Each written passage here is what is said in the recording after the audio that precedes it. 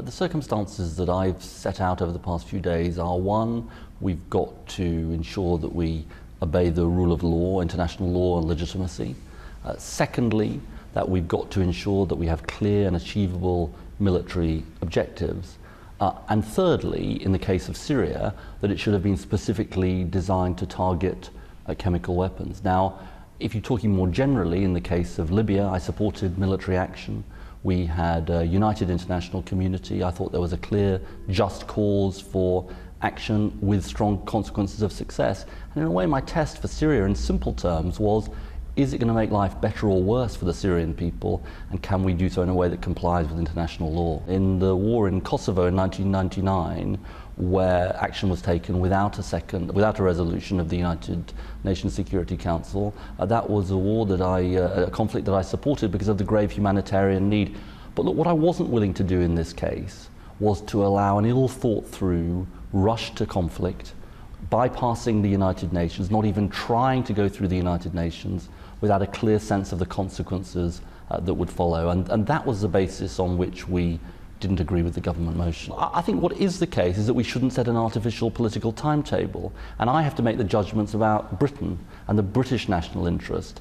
And what I wasn't willing to do was have a rush to war, a rush to conflict, without clearly going through the right processes. Now, why is this important? Because if you're going to engage in conflict, you've got to make sure that it's done on a legitimate basis. And we don't have to look far back in our history to understand that. They're the lessons of Iraq. The lessons about the UN weapons inspectors, the lessons about not bypassing the Security Council, and the lessons also about being clear about the consequences of any action. And I think that's very, very important. And I'm determined that Iraq happened under my party, but I'm determined we learn the lessons of Iraq. Barack Obama has said himself he's not decided to mount any attacks on Syria. But secondly, if you're asking me, should the British government take its own view about what is right, the answer is yes. Will that sometimes involve disagreeing with the United States? Yes, quite conceivably. But I think what the British people expect of us, particularly after Iraq, is that actually we take our own view about what is right. There were three significant differences to my mind. The first was that we made clear in our motion there should be compelling evidence against President Assad. The second difference was that we said there should be a vote of the UN Security Council. There was this talk of a UN moment. I think that is frankly denigrating of the most important multilateral institution of the world.